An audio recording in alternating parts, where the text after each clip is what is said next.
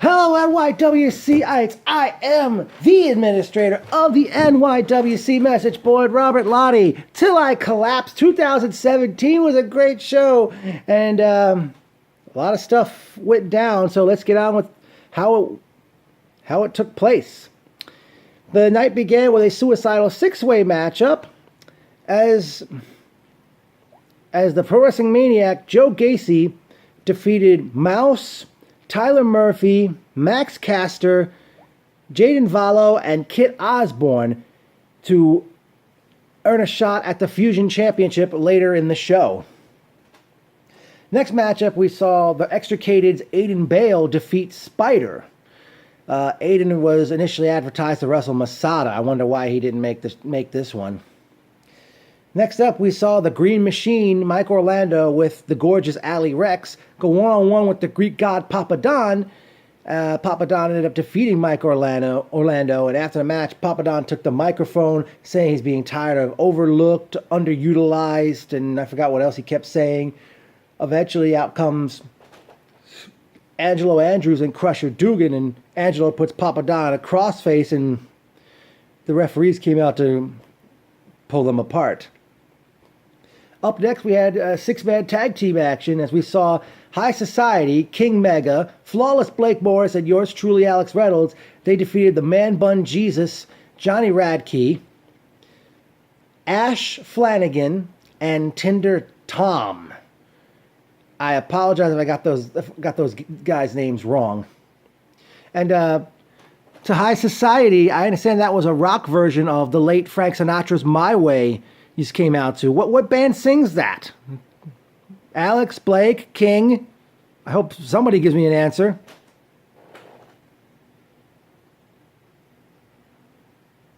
From there, we saw Willow Nightingale defeat Chris Statlander to retain the Starlet Championship.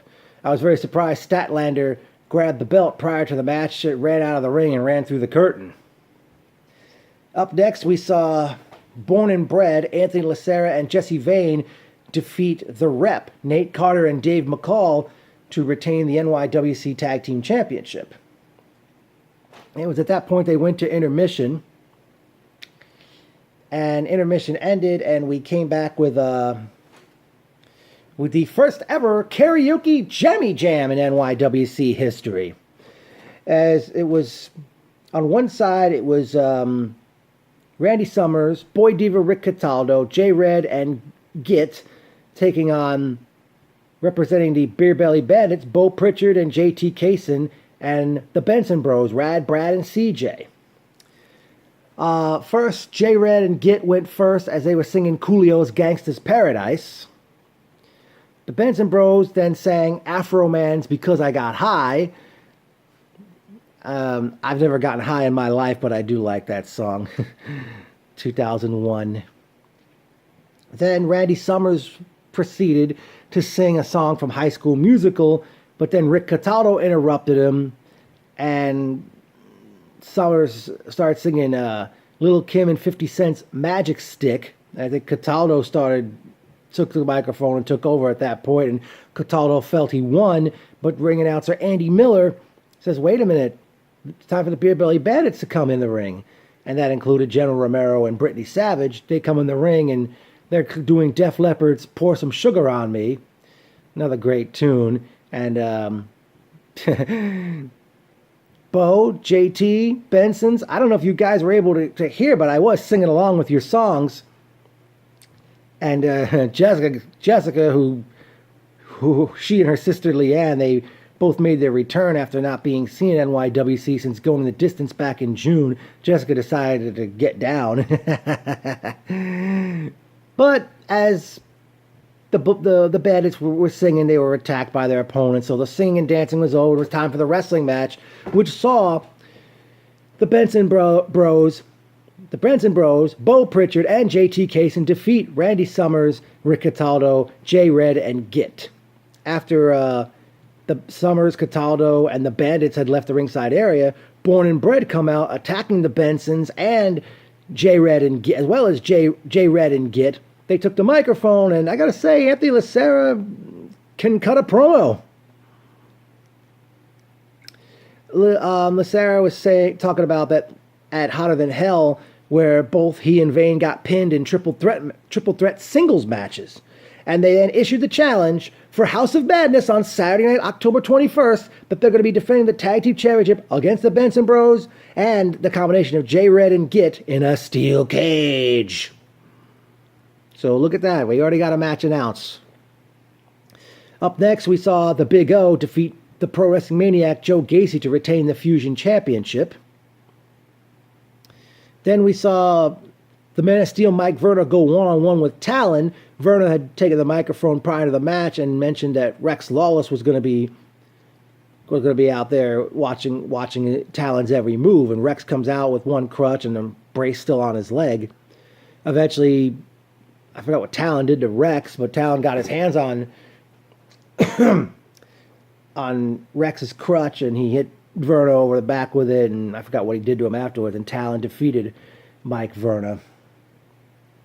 Up next, it was time for the mixed tag team match as Bam Sullivan and Victoria Von Black defeated the Devil's Outlaw Stockade and the Dinosaur Terra the Pterodactyl Calloway. After the match ended, because I know Bam pinned Terra with a spear, but after it was over, Aiden Bale had come out, picked Terra up, and Bam speared Terra again. Stockade brought a cinder block in the ring and chased the Extricated out of the ring. And then the main event, it was the King of Dong style, Joey Ryan, challenging Bull James for the championship. And Ryan kept telling Bull to touch his penis. And the crowd, mostly guys, were chanting, "Touch his penis." And eventually there was a little lollipop joust. And then they were eventually, I think, Ryan did manage to get Bull to touch his penis.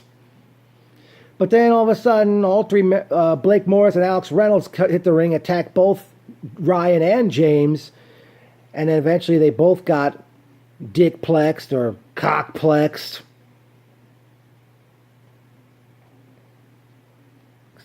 King Mega comes out, tries to double choke slam Ryan and the Bull, but then they both grab his hand and they're both touching their respective packages.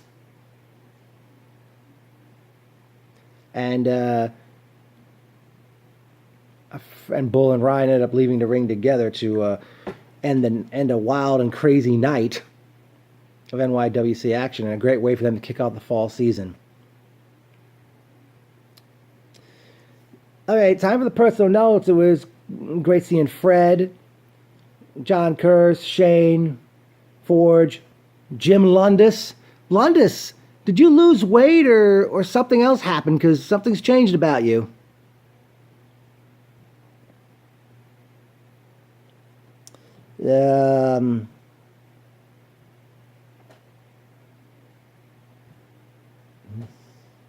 Okay. Great seeing Fred. Very surprised Bill Parham and Jason Bob 87 came to this show. I hope you two gentlemen come back to NYWC in the future. Don't think I mentioned it, but welcome back to Jessica and Leanne.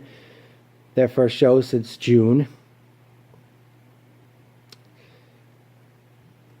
Bull James, man.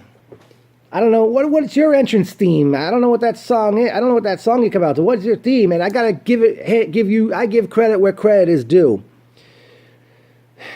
Bull, for someone who made it to NXT, I'm surprised you still remembered me from the time you were teaming with Bill Carr in NYWC years ago.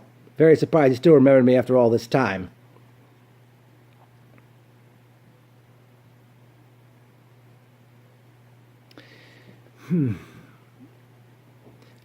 NYWC presents House of Madness on Saturday, October 21st. As already announced, Born and Bred, Anthony Lacerra and Jesse Vane are defending the Tag Team Championship against the Benson Bros, Rad Brad and CJ, and the team of J-Red and Git within the confines of a steel cage.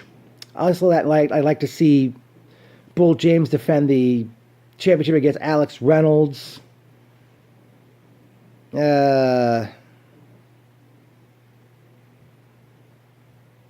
oh, I see Angelo Andrews one-on-one with the Greek god Papadon. I'd like to see a six-person match pitting Bam Sullivan, Devil Doll Victoria Von Black, and Aiden Bale against Stockade, Tara Calloway, and maybe Masada.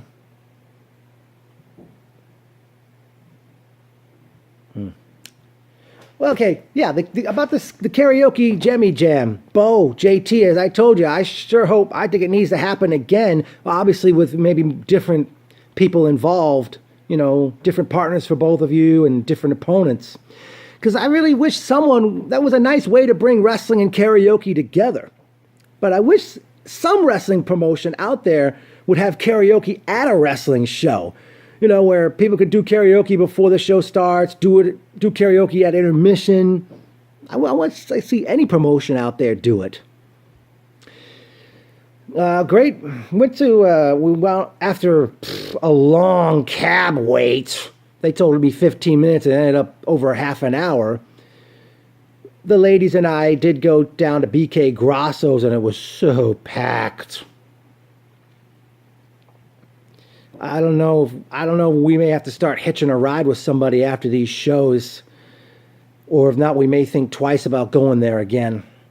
Also, it was great meeting BK's owner, Bob Grasso.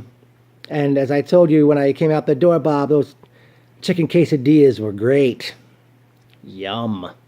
They also had karaoke at this place, and I got to sing the Doobie Brothers' China Grove, which you actually heard at the very beginning of this video.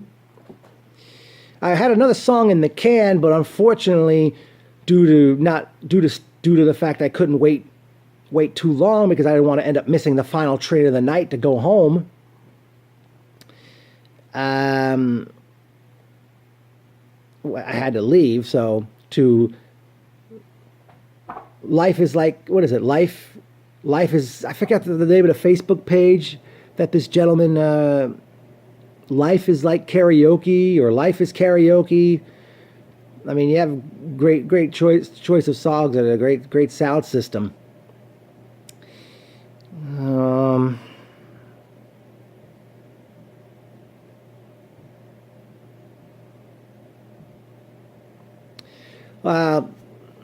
Seeing that the price of the hot dogs have gone up, and as great as those hot dogs are, I may consider just like eating somewhere before taking the train out to the shows from now on.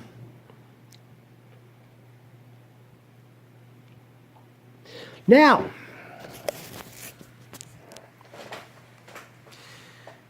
I know during the Hotter Than Hell recap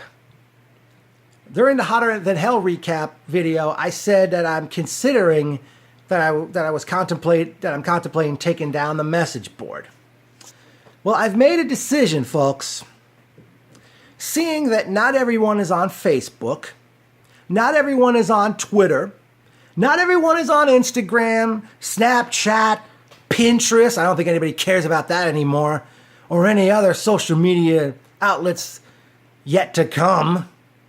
I am here to announce the NYWC message board will live on.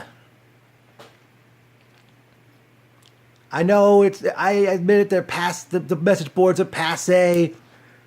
I don't have time for those no punches pulled interview series anymore. But let's face it, I don't want to throw away the entrance music thread. That's another thing that's still going on the board. I gotta give it up to the ladies, Willow and Victoria. What was that song you two were singing last night? And Sarah Gruber, what was that song you were singing? I mean, all three of you did great. As did that one lady that was singing Tina Turner's Proud Mary.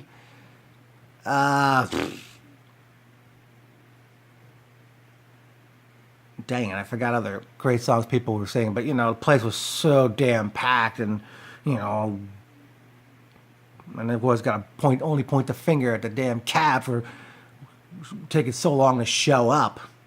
Again, we may have to start hitching a ride with somebody after these shows, whether or not we go to the after parties. But Bob Grasso, again, thank you. And if I do come back for an after party, I gotta have one of those burgers. Because as great as that chicken quesadilla was, it didn't fill me up for the night.